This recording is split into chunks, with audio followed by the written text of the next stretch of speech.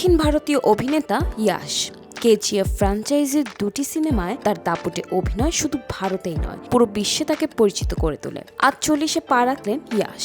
এই বিশেষ দিনে নির্মাতারা ভক্তদের জন্য তার আসন্ন সিনেমা টক্সিকের টিজার প্রকাশ করেছেন, যা দেখার জন্য সবাই অধীর আগ্রহে অপেক্ষা করছিল। বৃহস্পতিবার 8 জানুয়ারি ইয়াশ ও ছবির নির্মাতা সোশ্যাল মিডিয়ায় টক্সিকের টিজারে ইয়াশের প্রথম ঝলক প্রকাশ করেন। 2 মিনিট 51 সেকেন্ডের টিজারে ইয়াশকে রায়া চরিত্রে দেখানো হয়। টিজারটি শুরু হয় একটি কবরস্থানে অনুষ্ঠিত উত্তেজনাপূর্ণ শেষকৃত্যের দৃশ্য দিয়ে। অপরাধ জগতের এক ডিলার মনে করেন তার ছেলের শেষকৃত্যে কেউ বাধা দেওয়ার সাহস করবে না, তাই তিনি সেখানে তার লোকজন জড়ো করেন। কিন্তু হঠাৎ রায়ার আগমনে পরিস্থিতি পাল্টে যায়। রায়া কবরস্থানের একাংশ উড়িয়ে দিয়ে ভয়াবহ বিশৃঙ্খলা সৃষ্টি করে।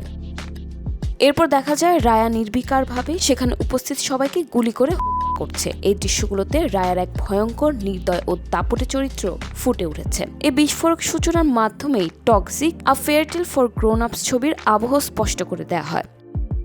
টিজারটি নেট দুনিয়া ছড়িয়ে পড়তেই অনুরাগীদের নজর কাড়ে। অনেকে এটিকে একদম হলিউড ধাঁচের অনুভূতি বলছেন। নেটিজেনরা ইয়াশের স্টাইল ও টিজারের নিখুঁত অ্যাকশন দৃশ্য বলে প্রশংসা করছেন। আবার কেউ বলছেন ইয়াশ ও কিতু দর্শকদের জন্য কি চমক আনছেন তা দেখার জন্য তারা ভীষণ উত্তেজিত।